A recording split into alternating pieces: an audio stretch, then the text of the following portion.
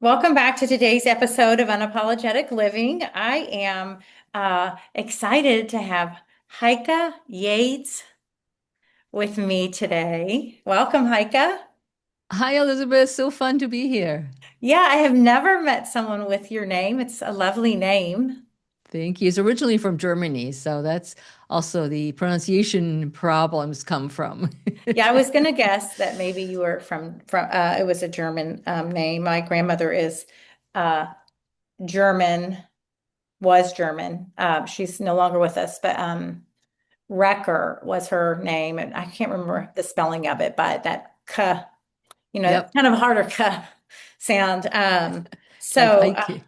yeah, Heike is a midlife fitness and consistency expert. She wrote, right, this is your first book, Pursue Your Spark, and Yep. then is the creatrix of Pursue Your Spark Blueprint.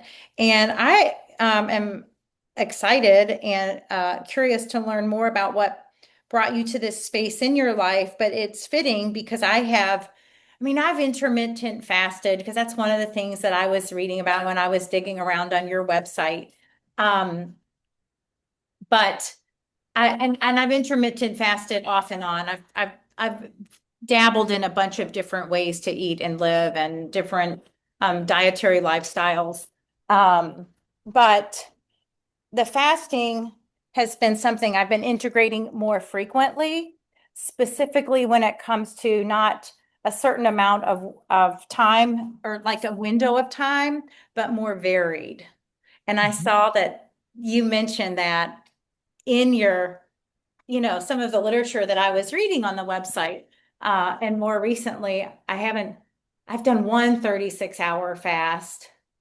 But when I did a 104-hour fast back last May, but more recently, integrating them more frequently in hopes of results. But I haven't been in integrating them enough yet to know, but I am in midlife. And so I would love to hear what brought you to where you are today and the birth of your book and your program.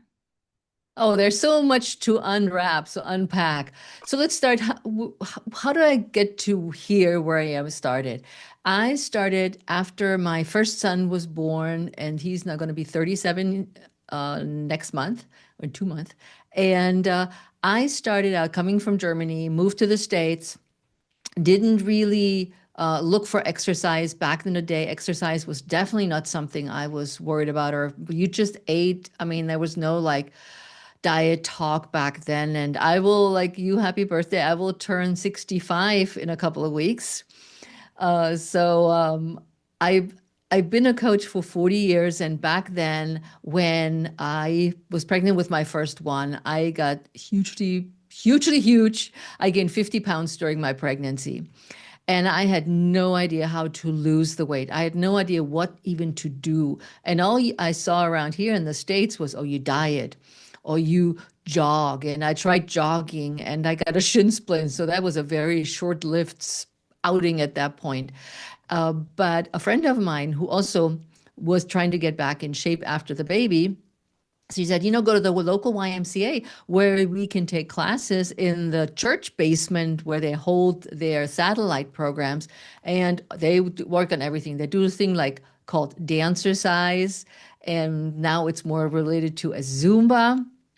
And so we went to the church basement, and the woman shows up in typical what you would think 1980s outfits, leg warmers, headband, t-shirt up on the side, boombox in hand, a pair of 3-pound weights with a thick yoga mat, a thick exercise mat in hand, and she spread everything out. And I had no idea what she was going to do, but I followed along. And my friend and I found our spots. They were not the regular spots from the regulars because they all had their spots. And so we started the class, and it was so much fun. And also during that time, I could park my son at what was called child minding. And for that hour, I didn't have to worry about him. I didn't have to care for him. And I was like, okay, lady, you do whatever you need to do. And Heike is going to go exercise. And it was so much fun. And that ultimately led them to ask me to become a teacher, which then I became a teacher. And I taught these classes, and once you almost lick blood and you're like, oh, this is great. I feel really good about this. I love how my body feels. I love the camaraderie and the friendship. That led then to becoming a personal trainer because I wanted to know more about what can you do with your body? How can you get stronger and look more? And I know some people don't like the word toned, but I like toned because what this led me to is bodybuilding, the complete opposite. My friend Rhonda said, Heike, we're personal trainers. We know how to tone women's bodies. Let's learn how to make them really big and bulky. And of course, back then we're so naive, we didn't even think about that women did not want to get big and bulky. But we thought it was a great learning experience. And so we both became bodybuilders, and I was a bodybuilder for 3 years until I said, okay, this is not what I want to do. And during that time, I learned a lot about nutrition, deprivation of nutrition, manipulation of nutrition, to be showing up on the stage and pose to show off your muscles. For those of you who don't know what bodybuilding is, and you just stand there and you show off your muscles. That's all you do.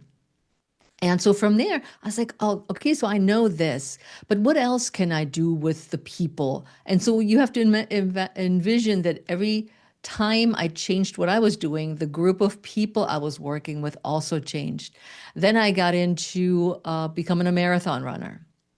So that's a whole different beast because now you're talking endurance training. You're talking about cardiovascular training. So I learned everything I could on that and also became a sports nutrition certified nutrition coach throughout that space. So a whole different nutrition profile, a whole different approach and different exercise, which of course a lot of my friends were runners. I also became a running coach for the Montgomery County Roadrunners here in my neighborhood and coached people and showed him also the stretches that I knew. We talked about strength training that I had learned, so I can help them with their training. And as I kept going, I ended up running an ultra marathon, which was a 50 miler, and pushed myself to the limit of what I could do, only to end up with a lot of knee pain, a lot of learning that I had arthritis in my knee, and I had to backtrack a little bit. And so my community kept changing. Everything around me kept changing. So now I was looking more into a therapeutic kind of approach. However, I have to say, I'm very competitive by nature, and I wasn't going down without a fight. So instead of getting a knee replacement, I became a triathlete. That meant I needed to swim.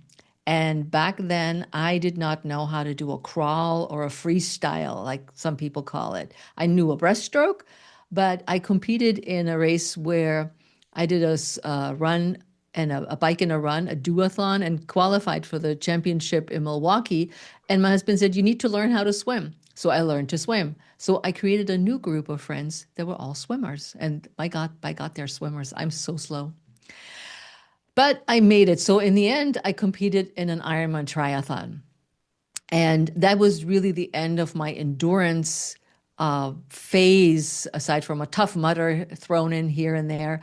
But I was really competitive. And I feel that as I became older and I go through all those phases, my group has changed with me. So to me, because we talk about midlife today, Elizabeth, midlife to me is 40 to 80.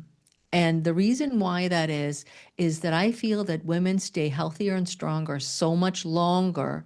No longer are we done at 60. Some of us are really starting new careers, new exercises, new challenges up until their 90s. And I felt that at 80, and I know you can relate to this from your business, is that there's therapeutic challenges that are quite different and when you're maybe 70 and the needs that come with us.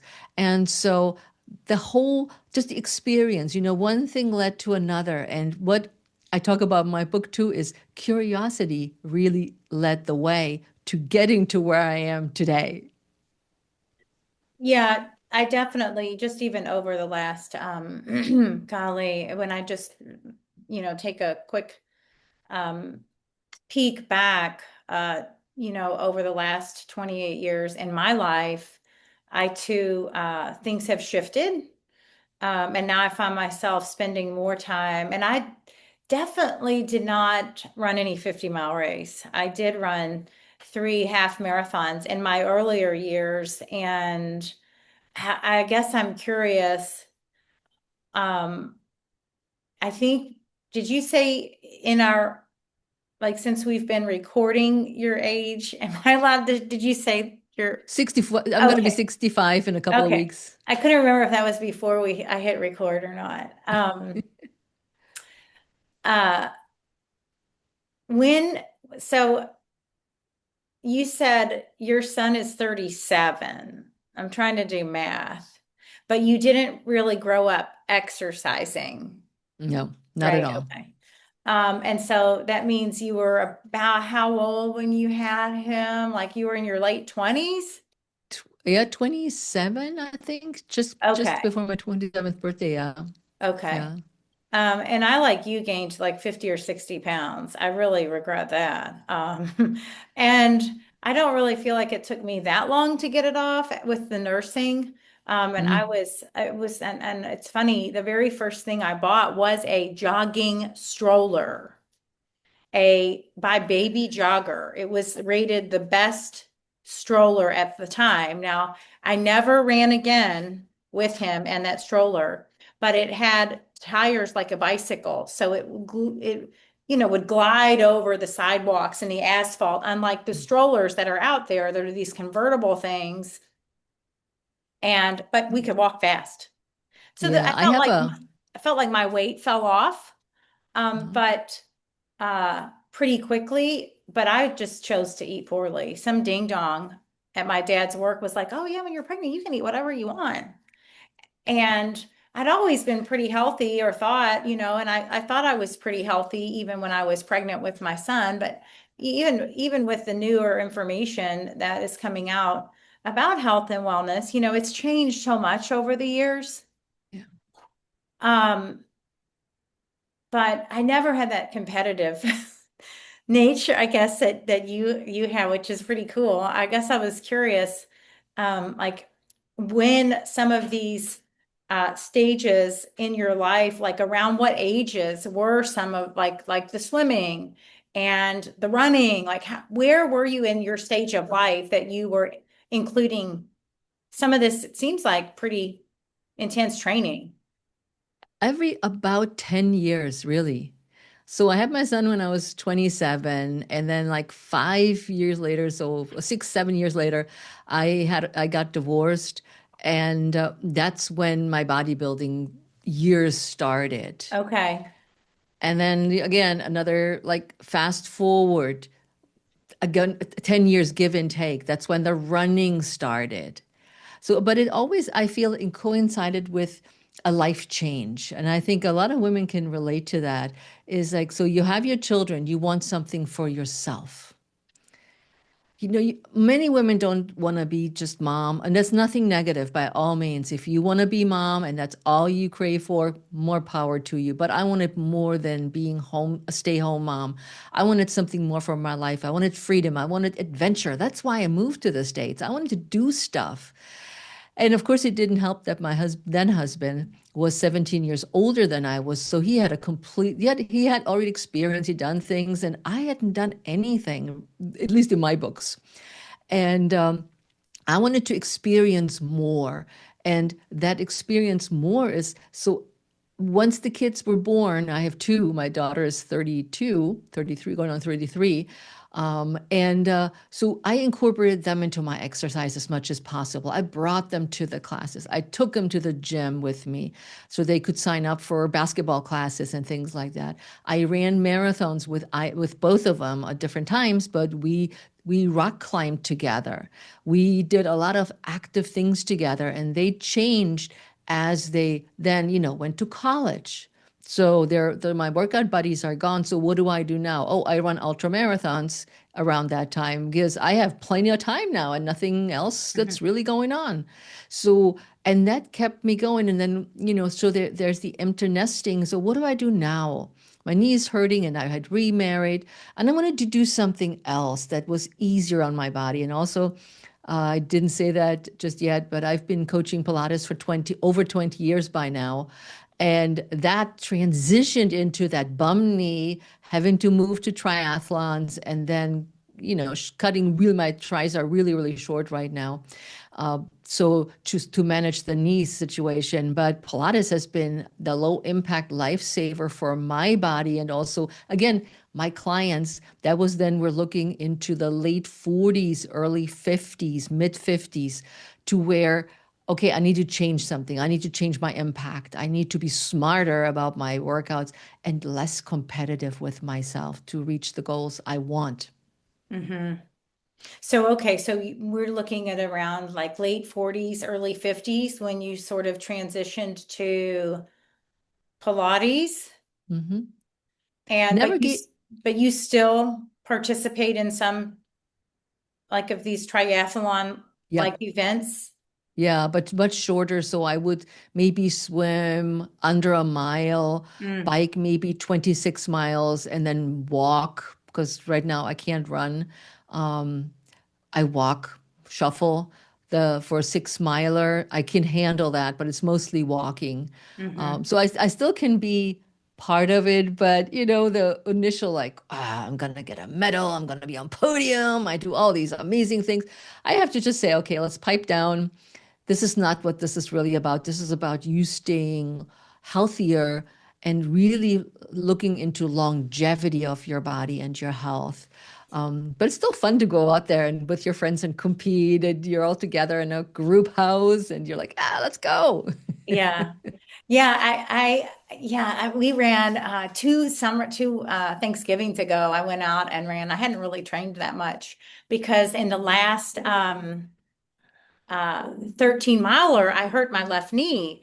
And that Mm, was right before I got pregnant with my son. And of course, at that time, I really did think I would get back to running because I loved the runner's high. It feels yeah, good. yeah. But I never really ran more than 2 or 3 miles, but we went out and did a 5 miler on Thanksgiving. And here my boyfriend is like, come on, don't you want to beat your sister? And I don't care about beating my sister, Joe. I just want to finish. I just want to finish. Like Yeah. that's and I do remember when I was younger, I wanted to maybe beat the last time. But that was never like I really have always just kind of, I guess, been in it for the long haul. And I think Mm. partly too, that's due to the fact that I do have a spinal fusion and scoliosis. So I've had to work with, I wouldn't say it's I don't really think of it as an obstacle or a challenge, although I guess it could be because I had my fusion at 12. So it really is the only body I've known. Yeah. If that make I can't remember prior to 12, right? It's just as far as like mobility or lack of mobility or flexibility or ranges of motion I did or didn't have back then. Hmm. But I am now more focused, as you mentioned, on longevity. And I was just at the gym this morning and I was looking around at and being 48 and knowing people in my life who don't want to, they haven't necessarily stayed active. I want people to know, first of all, it's never too late. But golly, like you just want to inspire people to just do it. You're talking about this is your quality of life for the next. And I mean, I like how you've defined middle age as 40 to 80. Yep. And my mom at 71, also with scoliosis, has been very, very active her whole life. And she's goes to dance and different classes. And then she comes to me for Pilates twice a week and she's playing pickleball and she's very, very active at 72. And then I have other clients who are definitely not in the same shape who are younger. And you see the impact on the quality of life it has for them. And I life could think just be so much better. I also think that we all age differently, and we forget that when we're inspired by the Instagram 90-year-old granny who does the even uneven bars. And you're like, wow, look at her. She's 90. She can do that. But we forget that this person has been a lifelong athlete, has been a lifelong person in that training. And so, yes, let's be inspired, but let's be smart about how we apply the things we see. And right now, I see a lot of people doing pull-ups. That's the thing I think right now. Everybody does pull-ups. Even in my strongest day as a bodybuilder, I couldn't do more than 3 pull-ups without assistance. Mhm. And when you imagine this is at my strongest, at my leanest, at my lightest weight, there's just something with my body that doesn't work well with pull-ups. So if you're inspired to do pull-ups and you can't do them and you get frustrated, look for a different role model. It has to be something that works for your body. And yes, be inspired, but pick something that is really something that you light up with. I'm like, I tried again those pull-ups and I said, forget it. I'm working on handstands now instead. Yeah, and I think that's what I love about the title of your book because I'm not going to say this is the key word, but when I read your title, pursue your spark, not anybody else's spark, your spark. And I agree. When you look out here and you see these influencers doing different things, those things may or may not be your spark, and they may or may not work for you. I- And Yeah. with as somebody with scoliosis who has been doing yoga for all of this time, only to start Schroth Physical Therapy, which is a German based with breathing, you don't twist because with the rotation, I'm adding to my rotation and could potentially be exacerbating it. Right. And it took me 45 years. No one else has ever told me that. So here, I'm doing these, and I'm not saying like I am grateful for my yoga practice, but when you understand that we are all so incredibly unique, that it's important to tune in and get in touch with and really listen to the body. But there is something I do think for everybody, but you also have And to find out what that is. exactly. You have to look around and try out different things. I know many people who said, I love yoga. I would never want to do Pilates. They try Pilates and like, that's not for me, or vice versa. What I do think everybody needs to understand, though, as we're aging, is we need to do strength, some form of strength training, resistance training with the bands. Now, Pilates if is not resistance training. It is a form of strength training, but it doesn't go in reps and sets. People need to understand that. Mhm. But it still strengthens and tones. Here comes the tone word.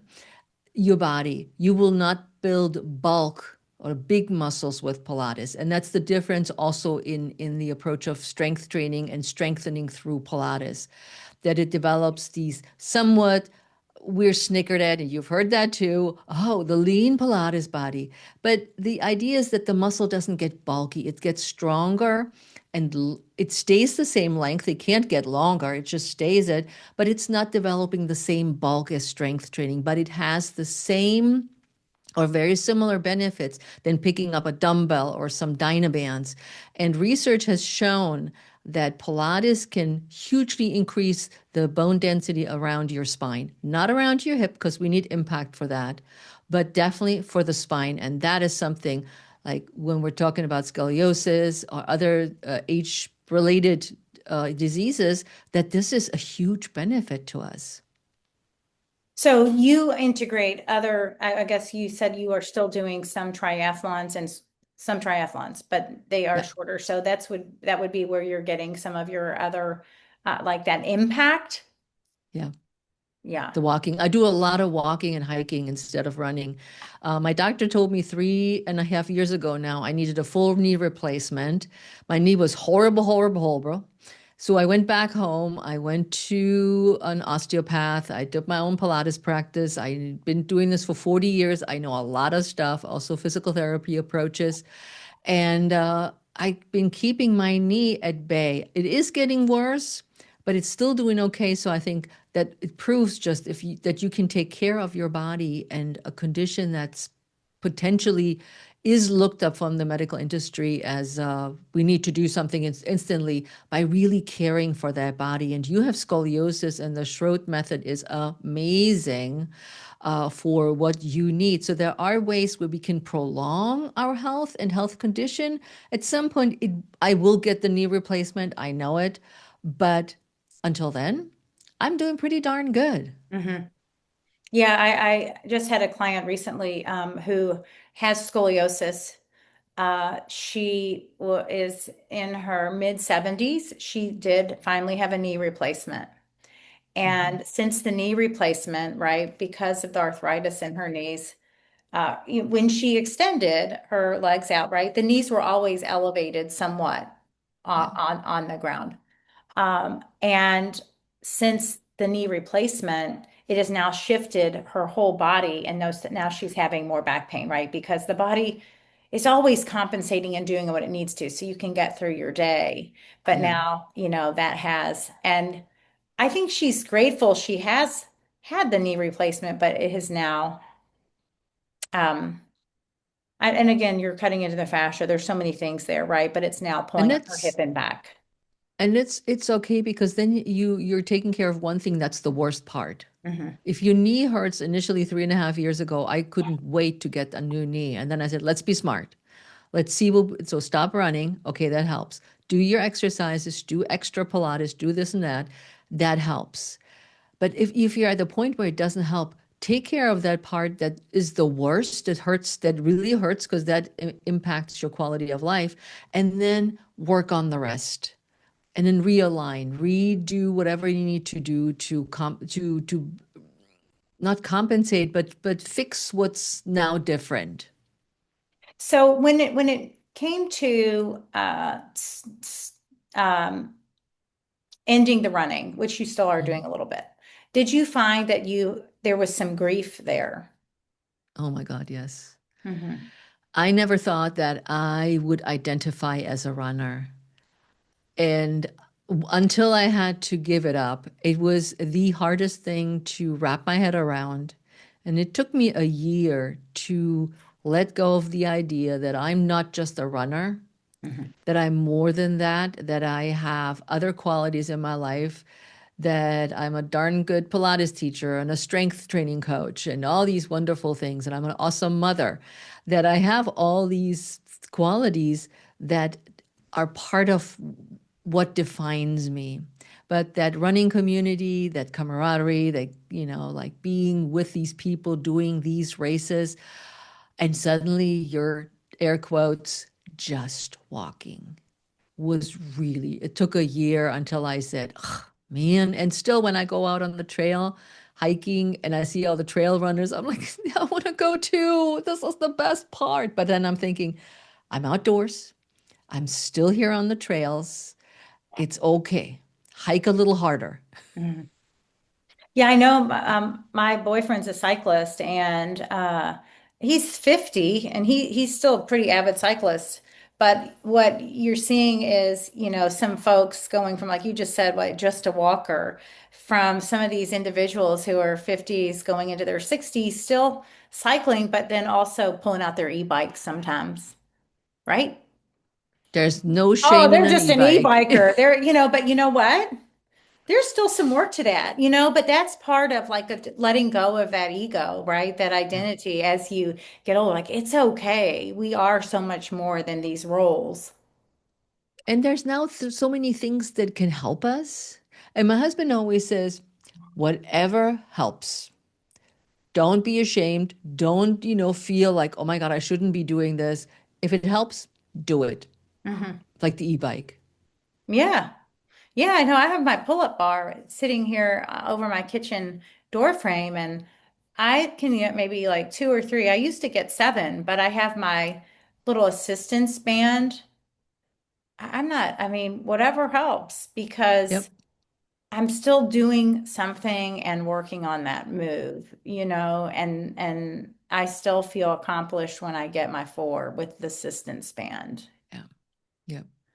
It's So about feeling stronger and for longer. Yeah. yeah, and I know, I now.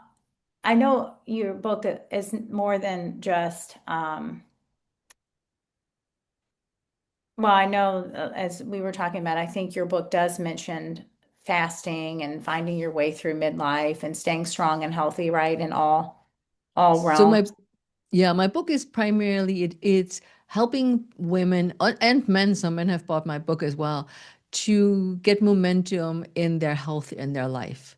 There are parts in there that address nutrition, there's some exercise, there's a Pilates routine in there for you guys to print out or just, download it on your thing. And but it's primarily about the mindset strategies because I feel that many of us or many or most, I'm not sure which one I use. I think most of us know so much. We've learned, we've seen, everybody knows how to do a push-up, even though some people don't, but it doesn't really matter. You know the biomechanics of it, you've seen it before, it's nothing new. But getting to do a push-up is a whole different strategy. Why do women not like to do push-ups? Well, they're hard. And it's a full body exercise and it takes time to build. And every time I say, let's do a push-up, women usually say, I can't do a push-up. I'm like, you can do a push-up on the wall. You can do it on the ball. You can do it on your knees. Well, then it's not a real push-up. I was like, whoever defined what are air quotes again, real push-up is, the one on your toes, is this the only one that counts? And so my book is really about that momentum strategy, about how to move forward, because we are oftentimes caught in midlife and in the what I call the in-between phases, where we are something still in one phase, but we're ready to embrace the next phase. And what does that next phase look like? And so we talk a lot about my own experience. I talk about it in there in the book, as well as that of my clients with examples through the different chapters, like comparison. Comparison is part of a chapter where we talk about, comparing ourselves to our friends and the people on the internet and what comparison can be. Is it a good thing? Is it not so good? What is a benefit of comparison is that it's motivating, but a not so good thing is that it puts you in a negative space. So we'll talk about that. We'll talk about boundaries, that we're setting boundaries with ourselves. We're setting boundaries with the people around us, towards us. So that's a big chapter in there. So it's really about also what I frame is the Spark framework and getting through the book as the framework. We're working through the framework, the Spark, which is scan, plan, take action or act, roadblocks, and keeping momentum, which you can apply to your nutrition, you can apply to your exercise, you can apply to a new job, you can apply it to anything to go through the framework in order to really reach the goals, whether it's weight loss or being a faster runner or getting a better job or dealing with your kids. It's like it helps you get clarity about what it is that you want. And that's a big part of the book as I walk people through it. Would you say you think, which I don't know, I don't want to assume, mindset is maybe one of, I don't want to say most of us, but it seems like it could be the obstacle. In my experience, it always is. Yeah. We doubt ourselves Mhm. all the time. Can I do this? Should I do this? Why? I don't know. I'm not cut out for this. I tried it once and it didn't work. Oh no, I don't think so. Doubt is a big one. All these that's why I decided not to write a book about fitness and nutrition, because there's number one, so many books out there. And number two, you can chat GPT a workout these days Mhm. and be done. I don't need to write a book about this and give people something that may not fit what they need. Um, and so, but it's like, being stuck. This is what I call being, first you're stuck in a gap. You get in this gap, for in between gap, and you can't get out. You don't know, should I start, shouldn't I start, what not. And the longer you sit in that little gap, in that little in-between space, the more it becomes a trap, the way you feel like you just can't get out. You have no idea. You're so overwhelmed with your own thoughts, overwhelmed with what you know, with other people telling you. And you get stuck in that trap. And then you sit there and you are unhappy and unfulfilled and you wonder, why is that? My book helps you get momentum and get out of that in between space. So now your book is different than, however, the blueprint, right? You've got Of course, yeah. yeah, course. What's it Yeah. called? Oh, Pursue Your Spark Blueprint. Spark Do, blueprint. do they, are they companions? I've just recently did this. My book has become a companion to the Blueprint course that gives me a lot more leverage in talking about the things I really want to talk about. Because in the end, when we talk about intermittent fasting and we're talking about exercises we're doing and habit development and consistency practices, it always comes down to the same thing: mindset. How to, I don't know, uncertainty, fears. And so I made it a companion to the course where the course is the practical part. The book is in theory, the theoretical part. But when I take people through my course, we rarely ever talk about the exercise. We Mhm. sometimes talk about the intermittent fasting because there's a whole bunch of different approaches that I take and clarifications that the questions that people have. But it 99.9% of the time we talk about mindset. How do I eat when I don't have time to make food? All right, why don't you have, it's not about giving them more food ideas, but what is it that holds you back? Why can't you make any meals? And then whatever I'm in meetings all day and I don't have anybody to buy the groceries. I hate cooking, whatever it is. And it comes back to where we are in our minds that influences our actions. Yeah, I actually think uh in regards to the fasting. So I've been in some different Facebook groups in regards to fasting, but there is definitely, I mean, many things, but with fasting, you're not out there. It's difficult, right? It can be because most people aren't giving their body much of a break in the first place. So what I'm finding, like when I'm in some of these communities, is that for them, it's very difficult. I have been, um, integrating intermittent fasting for years. It just has looked different over time. Like I already generally don't eat breakfast, and then when I added, I was like, oh, this it was a real struggle to actually eat at 7:30 in the morning for me.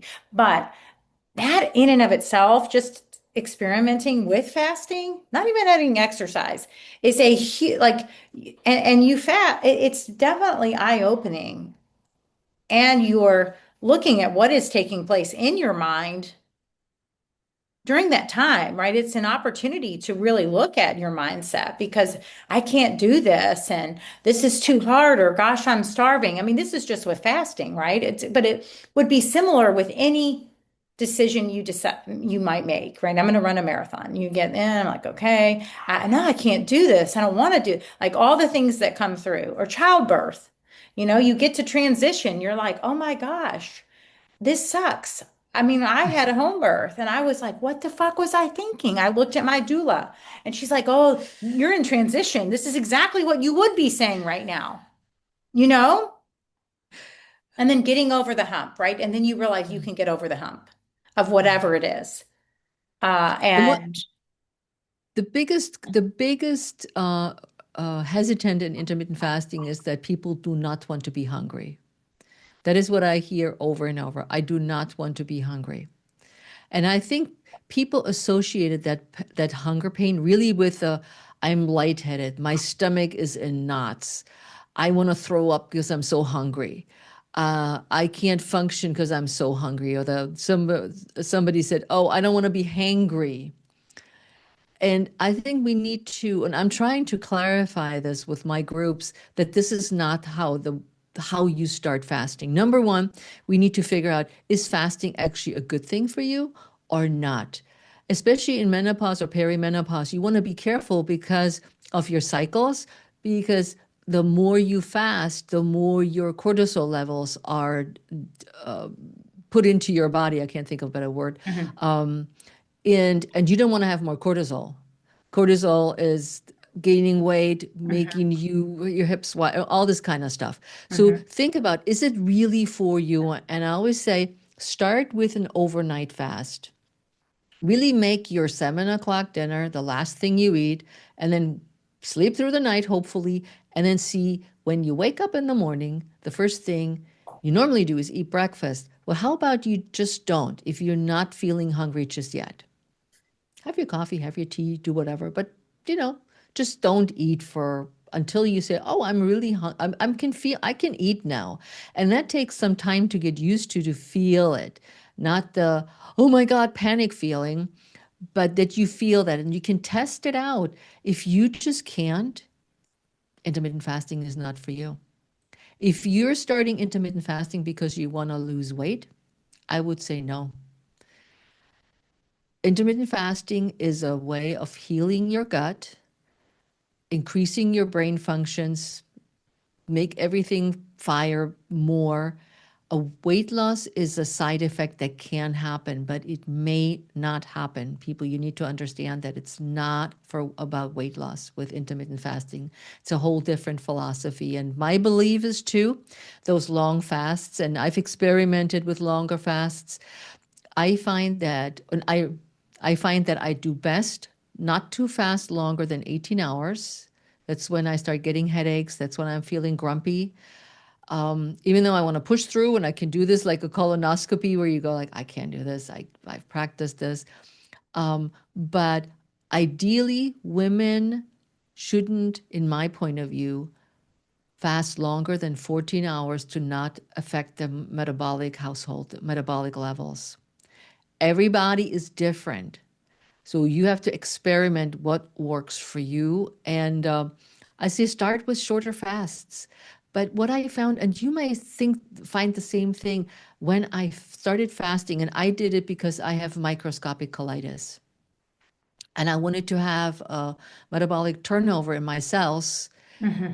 because of it, seeing hopefully that it will help my gut lining, that it will help with the leaky gut syndrome. Yeah. And that's how I got into fasting to see what it is. And I kept experimenting.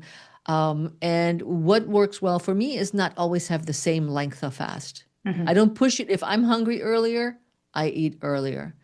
Um, but it also, what I want to say is that it changes the quality of your food. You look at what you're putting into your body. What quality of food are you putting in? Are you eating enough protein? Are you eating enough food that's easily digested? You know, are you eating foods that are in high glycemic index that spike your glycemic index, where you suddenly are super hungry because you ate a banana instead of a pear? So there's a lot. It's easy to fast, but yet it becomes complicated depending on what the goal ultimately is of the fast. And like I said, you can lose weight during intermittent fasting, but you will have to make not sacrifices, but adjustments.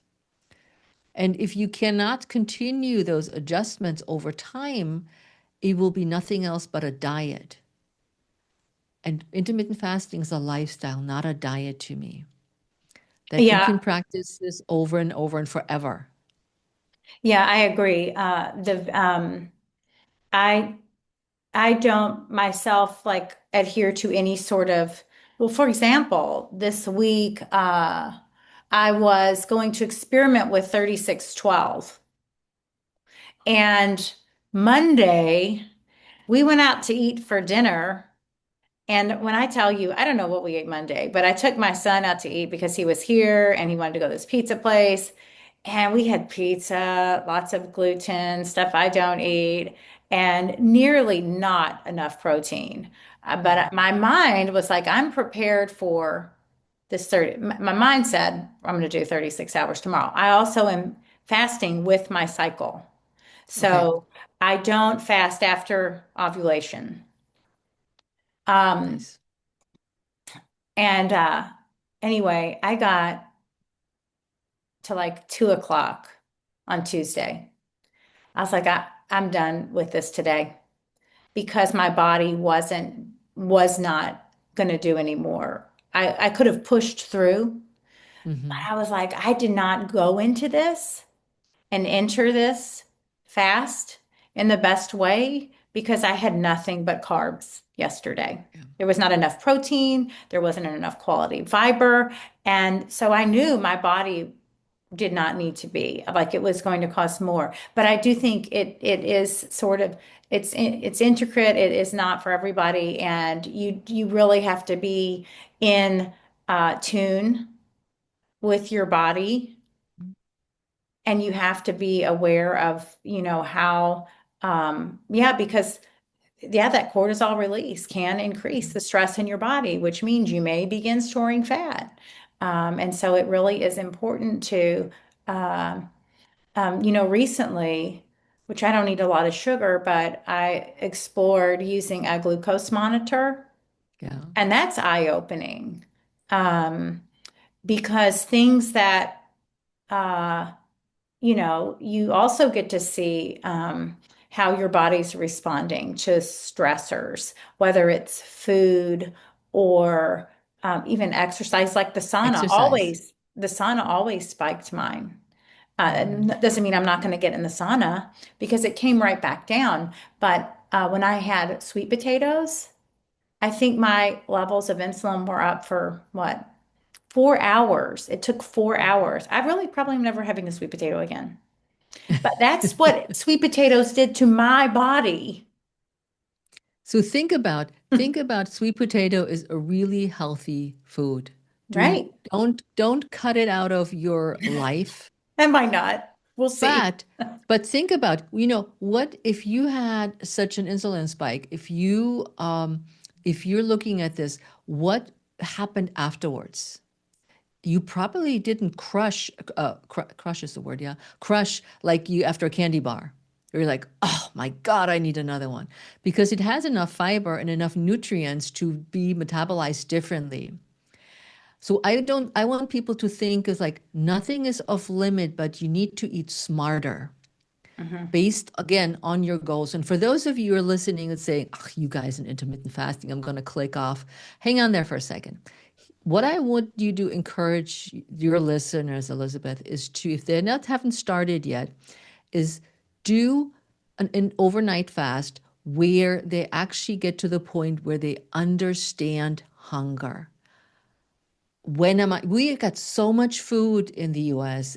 For so many people have no food at all, unfortunately. But there's so much an abundance of food, and we people are snacking all day long, and they need 6 meals a day, which I used to do too as an athlete. I was like, I need more fuel than what I'm eating normally, but that's a different story. So it's based on what you do in your life. And even though if you're an athlete, you can still fast, but if you don't know what it feels like to be hungry, not fainting hungry, but going, man, I need to eat now. You need to experience this. You're going to be much more in touch with what your body actually needs, I feel. And I think that's one of the things that the glucose monitor, again, it was an experiment. And I am very conscientious of what we buy and eat. Um, And in the wintertime, though, I can find myself eating later into the night because we're sitting around doing more Yeah. things, right? But you come summer, it's like, okay, there's light, we're out later. It's a funny phenomena. But I agree. We have food at you almost have to decide, okay, the kitchen is closed at 6. We really would not have been eating all night long. And so when you say, when we say fast, it really could be just stopping, finishing your food at dinner and then not coming back until tomorrow. And I think a lot of people, that to me really isn't a fast. That's just what we should be doing intuitively. That's what our body should be doing. We wouldn't be doing that. But we have the stuff everywhere so that we can do that, which is, I So think, we part of, sit yeah, Then we go on Netflix and we pull out the chips. We're like, yeah, oh, let's just eat some chips while we're watching Netflix or yeah. whatever you pull out. It doesn't matter. But that later in after dinner eating is not part of fasting. Think about this way. Your stomach has a job to do. You're eating, and now your stomach needs to digest this. So your stomach is busy digesting the foods that are in your stomach, and it needs to rest after a hard workout, digesting all the food. And Mhm. so when it does that, and it has digested all the food and it's resting, it's turning over old cells into new cells. So now your gut lining will be much healthier, and your digestion will be much healthier if you're dealing with stomach issues or digestive issues or bloating and any of that stuff, to give it a rest. Mhm. And then you have it, your stomach go to work again when the next time you eat. And that is so important to understand, that your stomach needs a break too. Just like you, after a hard workout, you need rest and recovery. Mhm. Yeah, and it's important if your body's working to digest food while you're sleeping, it's going to be more difficult for you actually to sleep and for that recovery Yep. to take place. Yep. Um, yeah, there was something I wanted to say, and I've forgotten, but um, oh, you said something, and I'm having a perimenopause brain fart. So go ahead. So I think that, eating early in the day, like you said, it's definitely the thing to go, because it needs hours for it to digest. And that's why a lot of people can't sleep well either, because they eat too late in the day and not even thinking that the digestion is the issue, because we power down our chicken and whatever else. And we're like, yeah, this is great. I ate healthy, but now it sits in your gut. Mhm. Well, and I know the way society has us set up, right? A lot of people, if they're going to go to work from 9 to 5 and they can't get their workout until 5:30, they're not Yep. eating till 7:30 or 8. And having struggled with GERD, right? I mean, the recommendation is you want to stop eating 3 hours before bedtime. Good time. So if I've gone to work from 9 to 5 and then I'm eating my largest meal, I've gone to work out after work and I'm eating my largest meal at 6:30 or 7, maybe 7:30, then I'm trying to go to bed by 9 for the next day. I mean, it's almost impossible. Yeah. But back to the glucose monitor itself, and I'm not sure if intermittent fasting would necessarily does the same thing, but it did help me to really pay even closer attention to the food choices I was making. Yeah. Absolutely. Mhm. And how Absolutely. to, like, if I ate my banana alone versus if I paired my banana with a high quality Greek yogurt with 21 grams of protein and a few Yep. walnuts. Big difference Yep. on what was taking place in my body. So I know that so a lot of your book is around mindset. The course itself is more specific to helping you get there and find the spark and like more protocols. You call it a Yeah. blueprint. So I'm going to guess there's more specific strategies to get where you need or are hoping or desiring to go To go. versus just because I know we can read all day long, but changing the mindset so that we actually take the action steps is a different ball game. I mean, I've read all kinds of books, that I Yep. probably have never integrated. Integration is different than just reading the knowledge, the information. Yeah, my book is all about, in the end, taking action. What have you done? I ask questions about, what in this chapter, what's your takeaway? What are we going to talk about? And so I love it that I can now connected it with my course and integrate it as a part of what we're talking about. And that if you're just, like you said, you have all these books, but we have so much knowledge. If we're not doing anything with it, it's great to know, but nothing will ever change. Right. And so when people find you, do you work? I know, again, the course is that it self-paced? Is it group? Do people coming together? Are there live events, or are you also working with clients one-on-one? I work with clients one on one, very limited. I still have a brick and mortar studio here in Maryland, so I work with people there and also virtually. My Pursue Your Spark is a open course at this point. It's basically you can sign up today and start. We have weekly group meetings for anybody that's at this point ever taken a course, and we address whatever these people have experienced, what other questions there are through the course, and you take the course for as long as as long as it takes you, though there's no pressure. It used to be 8 weeks long, Mhm. and I found that people were hesitant to sign up because it had a start and an end date, which is good for some people, but many people were like, oh, I can't do it right now. I'm on vacation. I can't do it here. So I took that away and said it's an ongoing course. You take that course, and when you finished from chapter 1 through chapter 8, and you're done, you're still part of my community. You're still, every week we're meeting, we're talking about whatever is on everybody's mind or a topic that I bring to the table that I know is relevant to us in midlife. And whether it be fitness, intermittent fasting, or anything that you hear out on the interwebs that you want to talk about.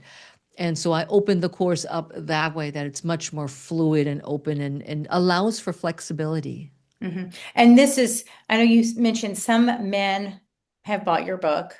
And is the course open to both men and women, or would you find mostly women are in the group? Mostly women. I think Yeah. it's overall more comfortable for them too. I had one guy ask, and he was hesitant. He's like, "I'll be all around all women." I'm like, "Yeah, but is that bad?" And he's like, Yeah. "I don't know." So it's, I would say, 99.9% women.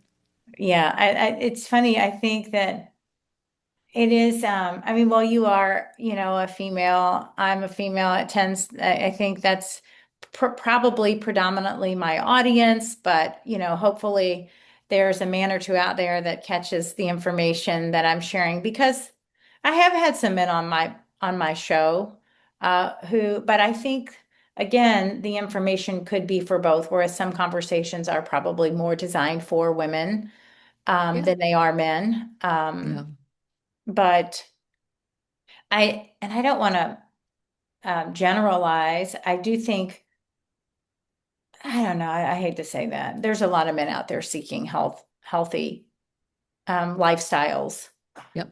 but I do find, I don't know. I think I guess I think it's usually the female who's I seeking, think and then I she think brings her women, man in.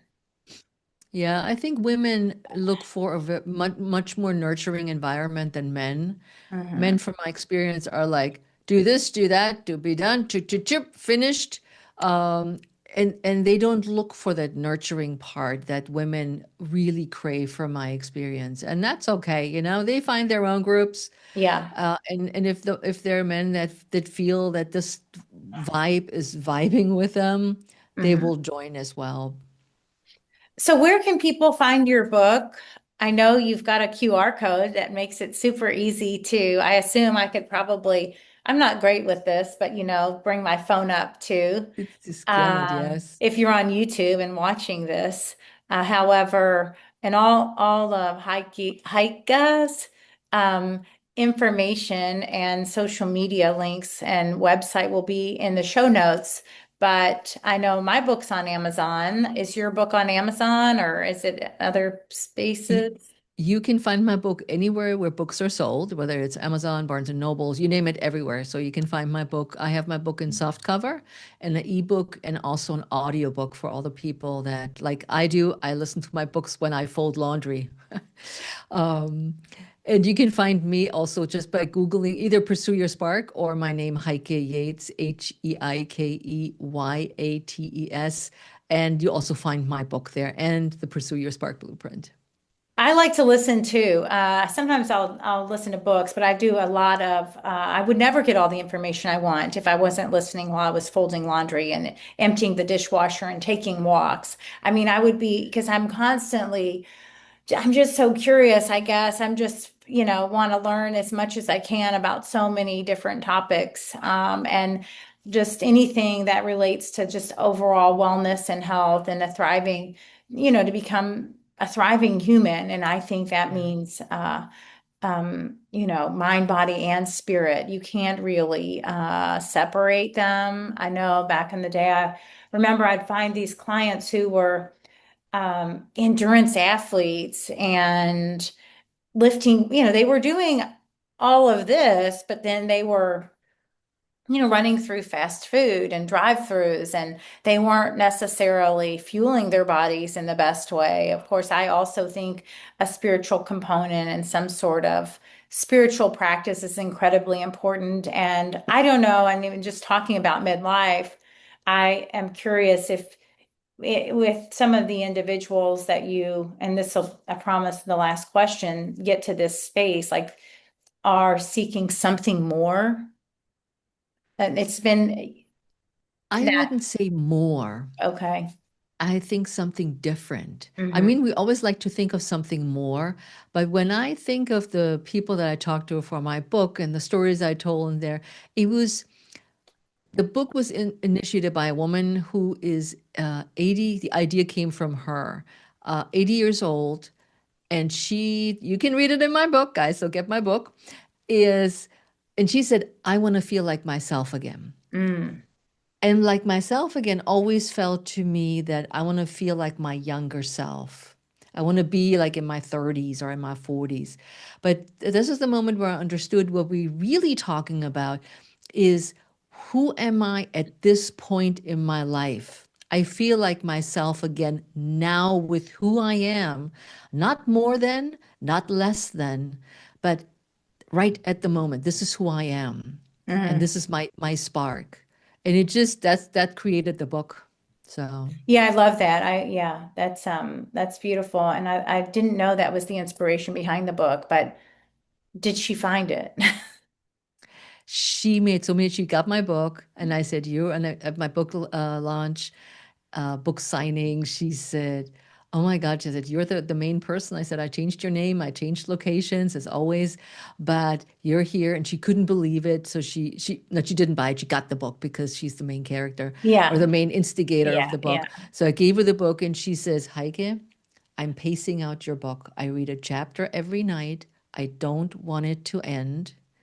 And she says, now here's the action I took. And so she did two things that she had put off because she got inspired to pursue her spark because of the book. I love that. That's great. Yeah. Yeah. Well, here's to living and finding that spark. Thank you so much for joining me today. Be sure to now, did you say you're on Instagram? I hang out mostly on Instagram, YouTube, Okay. and Substack and LinkedIn. These are my four main hubs that I'm hanging out on. Okay. All right. Well, thank you so much. It's been a pleasure. My pleasure. Thank you. Yeah.